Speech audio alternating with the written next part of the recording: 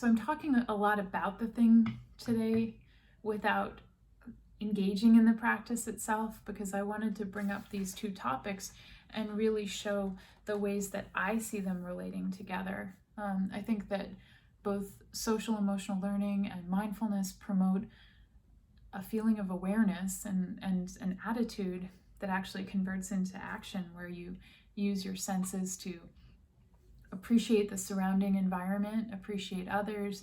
You're also more aware of yourself and your thoughts and emotions that are coming up in the moment. And both really allow people to articulate those emotions without attaching to them. These emotions are passing, and I often say when I'm leading practices that the ability for us to feel a range of emotions is part of what makes us human.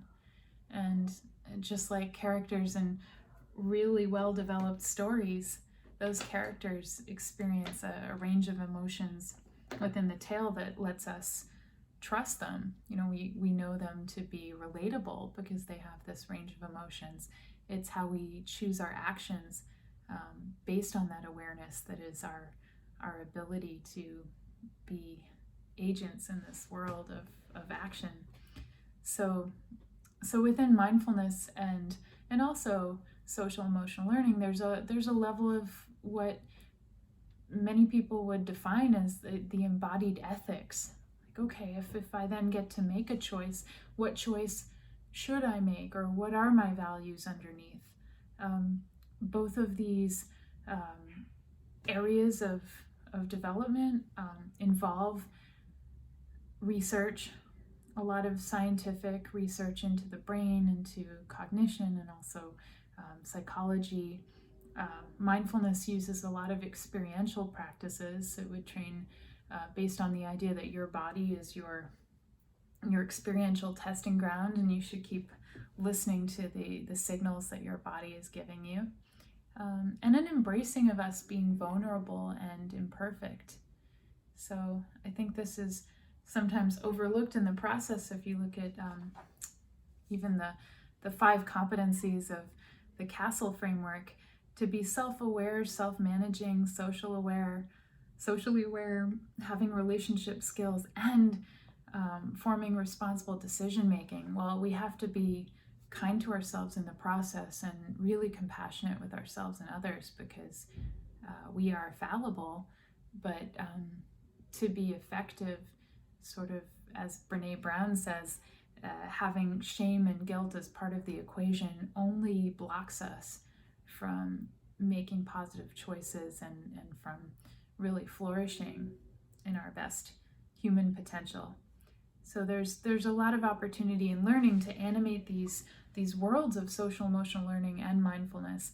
And personally, I think with design and storytelling, that's the opportunity of how to really involve them in our content design and in our curriculum design.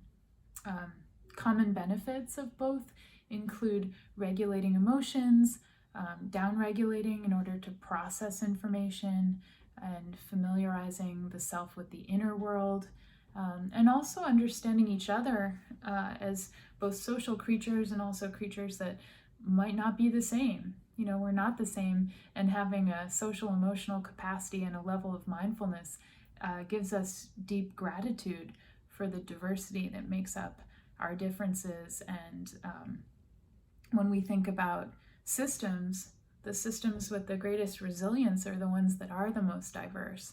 So that spirit of wanting to understand the other without needing everybody to conform to the same model. I think that's something that at a really young age we can start to appreciate and teach others as we mentor with these attitudes and these skill sets. So mindfulness and social emotional learning are both areas where there involves skills that can be honed. And I think sometimes I've seen the expectation that's as if someone is born with a competency in social emotional or born with a mindfulness ability. And I think to the contrary, it takes deep intention, It often takes patience.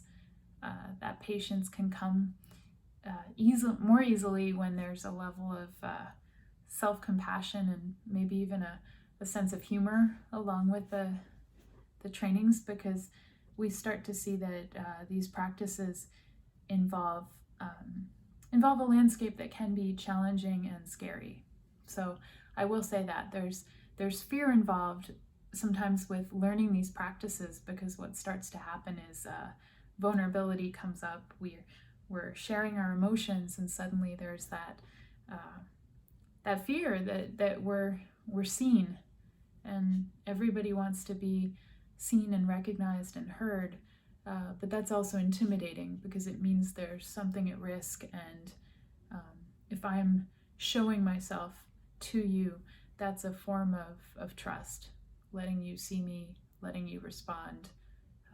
So as creatures now using digital media and all forms of different connection devices to really forge those connections, and also the communities that we want to inspire in learners, I think it's important to bring up that point of relational trust and how we hold each other as we're exploring and experiencing these exercises that have underpinnings of mindfulness and social emotional learning. If we care, there's usually something at stake. The differences would be mainly, for me, I think the difference I see is that the mindfulness tradition would be to focus on the present moment and to use that moment as a tool for practicing and showing up and even training our qualities of attention. And that practice can be encompassed in a social emotional learning framework, but it really is a practice that takes time, dedication, and social emotional learning I would see more as a schema of applied emotional intelligence. So both mindfulness and SEL work together. So I think about this a lot because I like to both design curriculum models that use the two in tandem, and also develop practices that animate the landscape of mindfulness and social emotional learning. As I said, with storytelling, with design principles, and really showing people that they are the designers of their experiences, and they can use both techniques, both mindfulness and social emotional learning, to really create communities that are based on trust, connection, and understanding. So, thank you very much.